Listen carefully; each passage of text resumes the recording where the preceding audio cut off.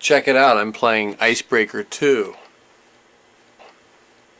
Icebreaker is a video game I created in 1994 for the 3DO multiplayer, an unsuccessful video game platform that was released just before the PlayStation, and which now hardly anyone's even heard of. And Icebreaker 2 is a sequel that I created for it, which was never published and has never been available in any form, but is about to be.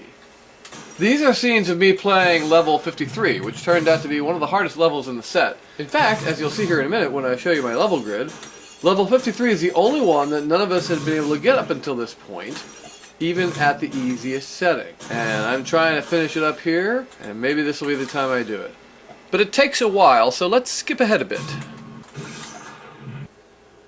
Of course, the trick with any Icebreaker level is to destroy all the pyramids on the level, and to do it without getting killed even once. And here I am at the end of the level that I only have 2 pyramids left to get, so it's crucial that I not get killed.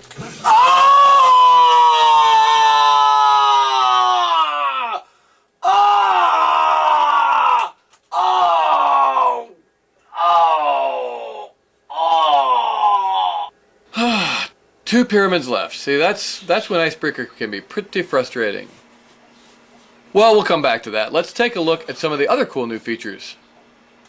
Here's another of my favorite levels. It's called Strange Reflections, and it's got mirrors. See the ones that the shot bounces off of and then bounces back towards me? They can kill me if I get shot by that.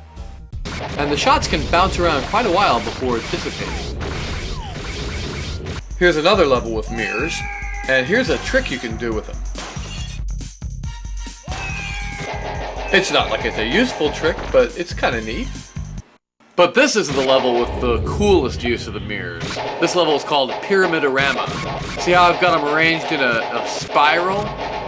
As long as you stay in just the right spot there in the middle and keep shooting, they'll keep bouncing around and killing everything in their path. And then we have the metal pyramids. They're kind of like the concrete pyramids in that you have to shoot them a whole bunch of times, but when you destroy them, they turn into a lava square. And if you don't finish them off, they'll cool back down. See? You have to get in 7 shots within quick succession or it'll cool back down and you have to start over again.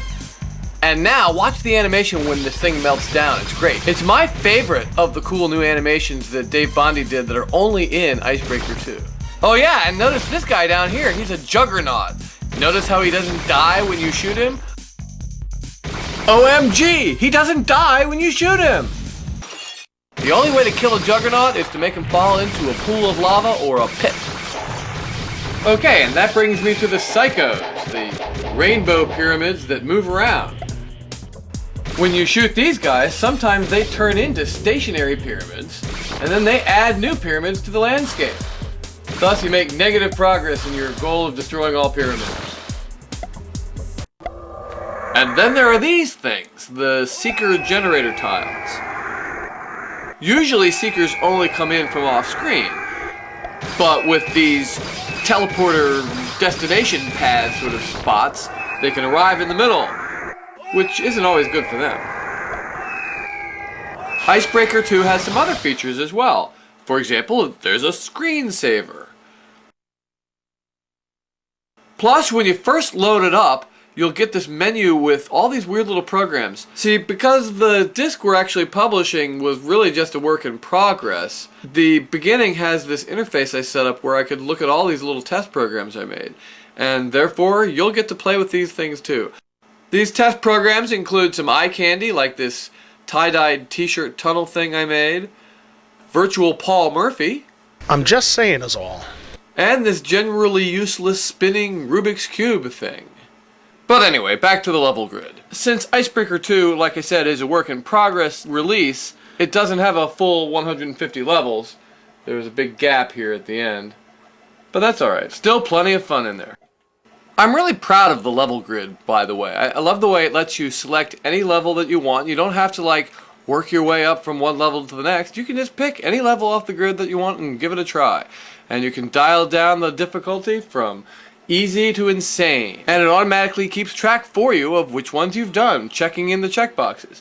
And you see, there's that one level left, 53, the one that no one has done yet, and I'm going to give it another try.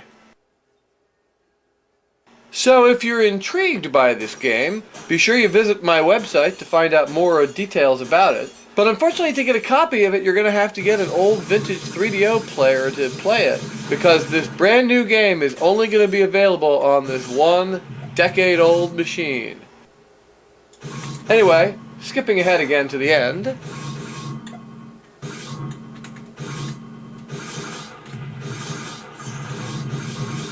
Ha! Ha ha! Ha ha ha!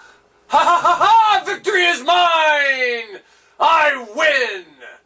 Woo-hoo! And that is the last one that no one had done on this machine. Look at that, look at that, look at that. My grid is all filled in.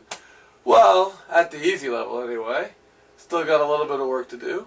But there, I did it. I did the last level. Woo-hoo-hoo! Icebreaker 2, the first new game for the 3DO in over a decade. Available in July 2007 from oldergames.com.